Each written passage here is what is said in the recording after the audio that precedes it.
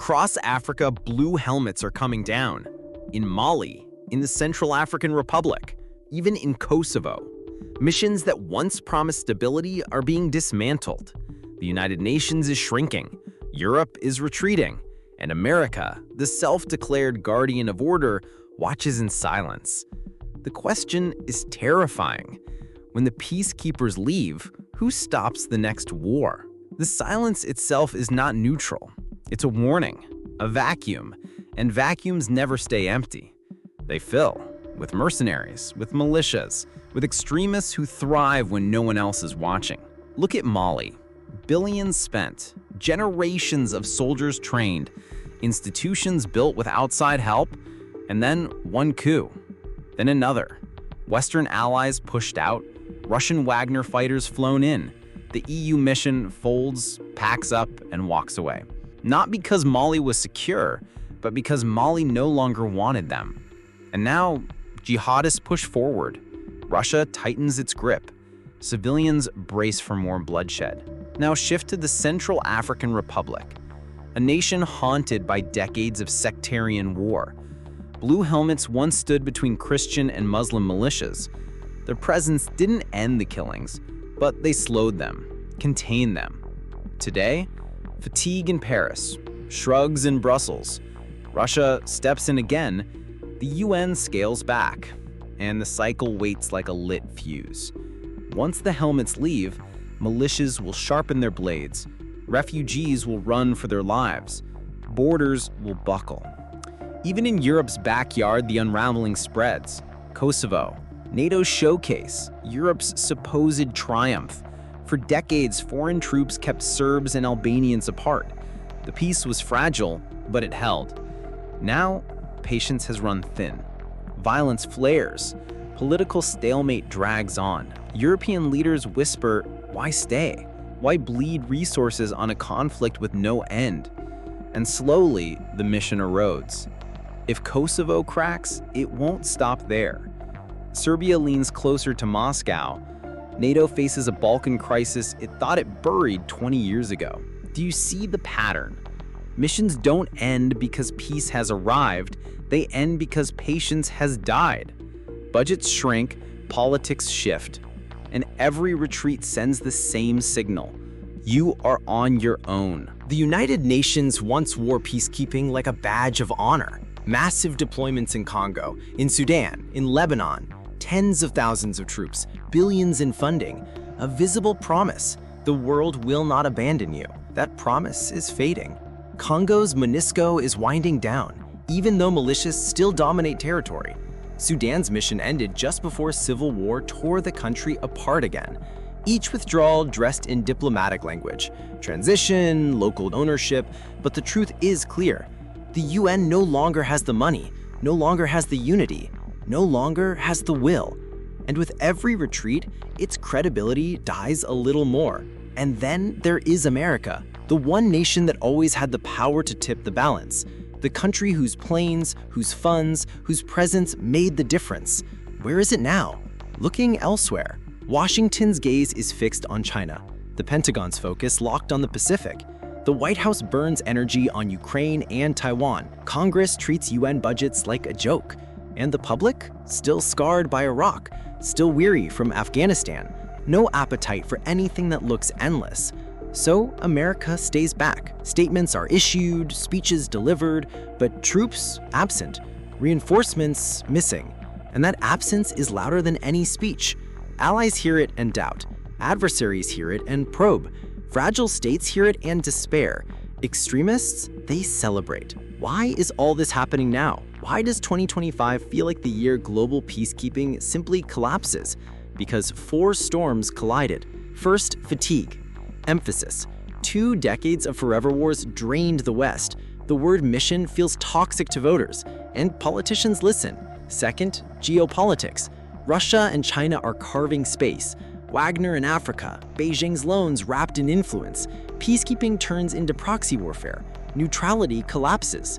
Third, money. Budgets squeezed everywhere. Domestic crises take priority. Foreign deployments are the first cut, and once cut, they rarely return. Fourth and most dangerous, The death of collective security itself. The belief that the world shares responsibility for fragile states has eroded, replaced by spheres of influence, by transactional deals, by raw power politics. And when that belief dies, peacekeeping dies with it. Picture the dominoes now. Blue helmets gone from Mali, insurgents surge, refugees flee north, smugglers thrive, Europe faces another migrant wave. Blue helmets gone from Car, massacres return, refugees flood into Chad and Cameroon, neighbors destabilized. Blue helmets fading from Kosovo, clashes reignite, Serbia tilts toward Moscow, NATO pulled into crisis. Each exit lights 10 new fires. Fires that spread across borders, fires that fuel trafficking, extremism, corruption, fires that one day will reach Europe's doorstep. And yes, America's too. Because here's the truth no one in Washington admits out loud. Peacekeeping isn't charity, it isn't altruism, it is insurance. Insurance against chaos that doesn't stay contained. Insurance against wars that metastasize. Insurance against disasters that always find their way back. And right now, the policy is being canceled, torn up, mission by mission, state by state. The helmets are coming off, the missions are ending, and the world is about to learn what happens when the last thin line between fragile peace and open war disappears. So let's step into the future. What comes after the retreat? The answer is not stability, it is escalation. In Africa, the vacuum is already being filled. Russia, China, mercenaries, militias. Wagner fighters are embedding themselves in Mali and Car. They offer protection, weapons, and promises, but their price is heavy. Political allegiance, economic concessions, control over resources. What was once neutral peacekeeping becomes strategic occupation. Africa doesn't gain stability, it becomes a chessboard. In the Balkans, the vacuum is even more dangerous. Kosovo is not just a frozen conflict, it's a live wire. Remove the buffer and sparks fly. Serbia pushes back, Albanians respond, violence erupts, and suddenly NATO faces the very nightmare it thought it had buried. Serbia leans toward Moscow, Russia seizes the chance to destabilize NATO's flank, and Europe is dragged back into its blood-soaked history. Now step back and see the pattern. The collapse of peacekeeping is not local, it is global. It signals that the world no longer has the will to hold the line. And when that signal spreads, chaos multiplies. Because here's the truth, instability never stays put. Refugees don't stop at borders. Extremists don't honor boundaries. Organized crime doesn't need visas. One failed mission in Mali can destabilize Niger, Burkina Faso, even stretch into Libya. One failed buffer in Kosovo can rattle all of Europe. And once Europe shakes, America feels it too. So why isn't Washington moving? Because its priorities are elsewhere. China in the Pacific, Russia in Ukraine, Taiwan as a looming flashpoint.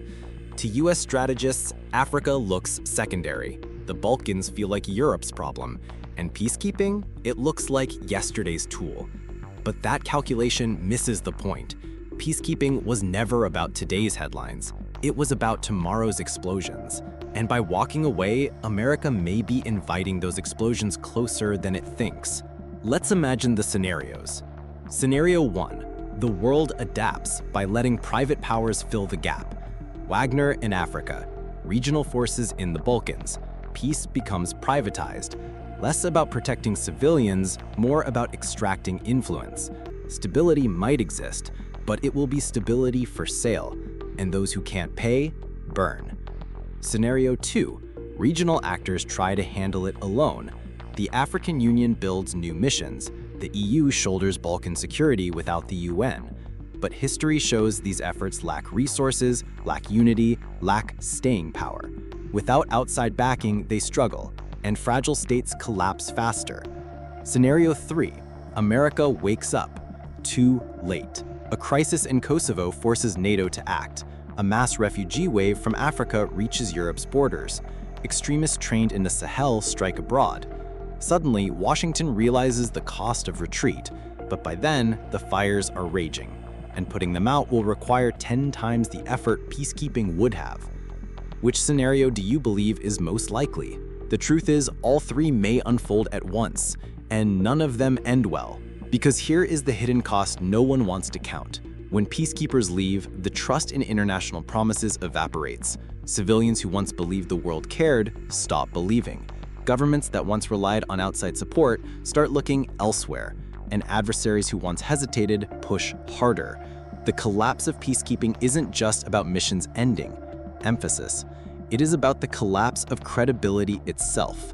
And credibility, once lost, is nearly impossible to restore. So the question is unavoidable. Will America let the system collapse, or will it step in before it is too late? Right now, the signals are mixed. Diplomats talk about partnerships. Officials warn about vacuums, but action? Absent. And absence is action in itself. Every day Washington waits, Russia moves in. China invests deeper. Militias grow stronger. Refugees run farther. The world doesn't pause while America debates. And here's the cruel irony. Peacekeeping was always cheaper than war. Blue helmets cost money? Yes. They require logistics? Yes. But compared to military intervention, compared to humanitarian disasters, compared to refugee crises, the price was small. Today, by saving money, the world may be buying catastrophe. Ask yourself, when the next massacre happens in Central African Republic, who will answer? When Kosovo erupts, who will stand between the sides? When Mali collapses further, who will protect civilians? The UN won't, the EU won't, and America, unless it changes course, won't either. Which means the next wars won't be prevented, they'll be managed after the fact, after the killings, after the floods of refugees, after the extremists regroup. And by then, the costs, human, political, financial, will be far greater. So here we are, 2025, the year peacekeeping unraveled. The year missions closed not because peace was won, but because patience was lost. The year the world quietly admitted it no longer believed in collective security. And that leaves us with one haunting thought. If peacekeeping collapses, the world doesn't return to order, it returns to something darker. A world where might makes right, where mercenaries guard the powerful, where civilians fend for themselves, where America watches from the sidelines until the fire spreads too far to ignore. And when that day comes, history will not ask why peacekeeping failed. It will ask why, when the helmets came off, the world looked away.